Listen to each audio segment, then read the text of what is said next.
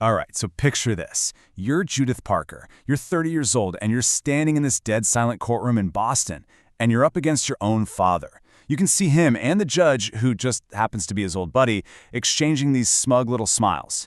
Yeah, they think they've got this in the bag. They think they've already won. But here's the thing. They have no idea that you just found a secret your mom kept hidden for decades, and it's about to blow their entire world apart.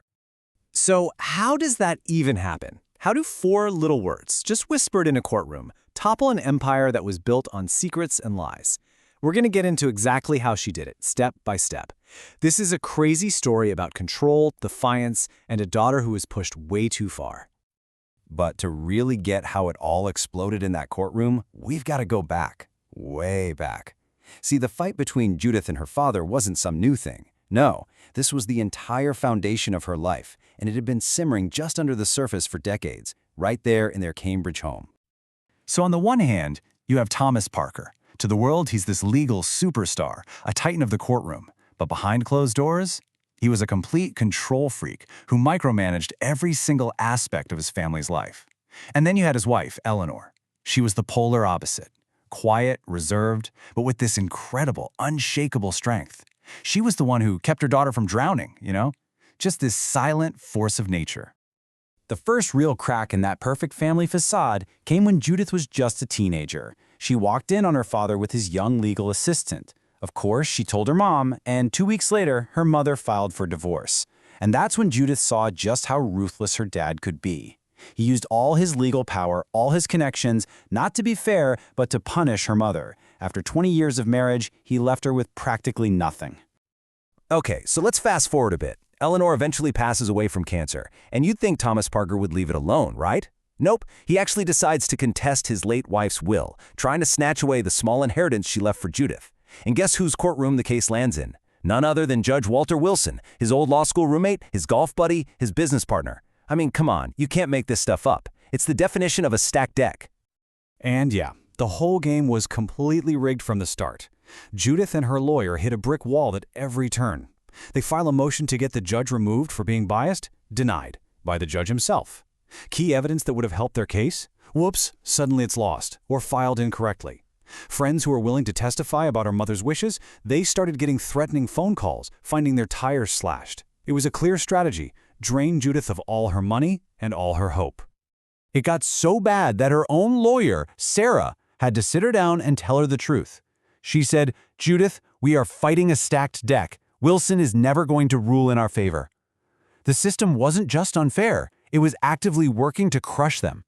She was facing total defeat and not just losing the inheritance. She might have had to pay her father's massive legal bills too.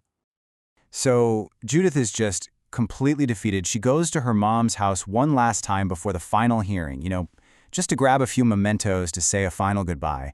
And this is it. This is the moment where the entire story flips on its head. And it's all thanks to a piece of furniture that was holding on to a 30-year-old secret. So she's there, wiping down her mom's old mahogany desk, and her hand just happens to brush against this tiny, almost invisible little wooden knob. She gives it a tug, and a secret panel just slides open. And inside, there's a sealed manila envelope, all yellowed with age. Right there, in her moment of absolute despair, this tiny little flicker of hope shows up. She opens it up, and what she finds inside makes absolutely no sense. Her mom was a quiet administrative assistant, right? But here are official naval intelligence records, old black and white photos of her mom in a uniform, standing next to younger versions of her father and Judge Wilson, and a journal filled with some kind of code. It was like discovering her mother had lived a whole other life she knew nothing about. As Judith starts piecing it all together, she uncovers the name of this top-secret mission, Operation Kingfisher. Now, it started out as a legit counterintelligence op, but her father and Judge Wilson, who were working as legal advisors, they twisted it. They started using it to spy on powerful Americans, politicians, other judges, you name it. They were gathering dirt to blackmail people and build their own little empire. But her mother's journal revealed something even darker, the real reason she left the operation. A journalist was getting way too close to exposing what they were doing, so her father and Wilson ordered a break-in to steal his notes. But something went wrong. The journalist wound up dead, and they used their influence to cover the whole thing up, making it look like an accident. This was the secret her mother had been holding over them her entire life. Which brings us right back to where we started, the final hearing. The judges heard everything, ignored all of Judith's evidence, and now he's getting ready to deliver the final ruling, the one that will give her father absolutely everything he wants. And with just pure arrogance, Judge Wilson looks right at Judith and shuts her down before she can even speak. He calls her weak, declares her testimony worthless. The smug look is back. He thinks he's won. He has absolutely no idea what's about to hit him. Judith stands up. She ignores the judge, walks straight to the witness stand, leans into the microphone, and in the now silent courtroom, she says 2 words, clear as a bell: Autumn, Sentinel. And then, without missing a beat, she says 2 more, Operation Kingfisher.